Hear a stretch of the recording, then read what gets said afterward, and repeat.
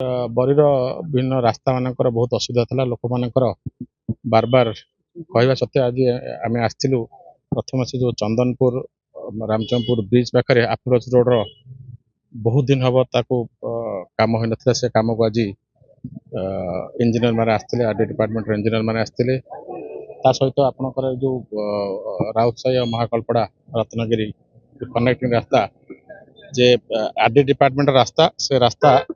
Drain भांगी देइचंती से जे contract काम नहीं से ड्रेन भांगी देइची दीर्घ दिन हम वर्षा आसा फल पानी जमी रोच रास्तार लोक मैंने बहुत हैरान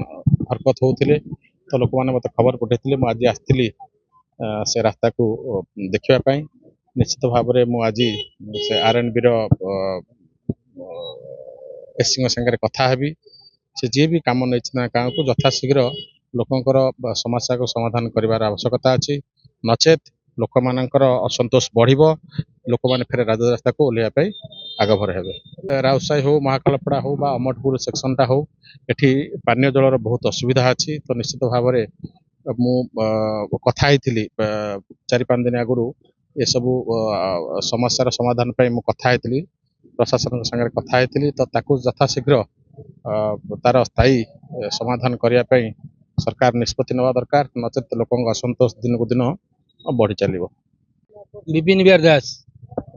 माननीय विधायक आसबार उपस्थित में आलोचना कलु आमर ग्राम्य रास्ता दीटा गोटा हूँ आरडी गोटा आरएनबी आम आम घर आरएनबी भर आम आरडी पाखु भांगी गला बेलू आरएनबी पड़ू आरएनबी रास्ता बर्तमान जो विपद संकुल होती पानी जोर जाइ कादुओ पानी दीपड़ गाँ पानी आसूसी आम गला बेलू आंठी कादुओ पानी जाऊँ ये अवस्था भितर आम गति करूँ माननीय विधायक को अवगत करूँ सी आसते डिपार्टमेंट लोक धरी आसते समस्त देखिले देखी जाकि गले कौन हम आगू भीतर कथा आम खाली आम दाबी पत्र जनइबू बुझे कि रास्ता सहित पानी जल व्यवस्था आलोचना करूँ गोटी पर गोटी हम रास्ता आगे जाऊ।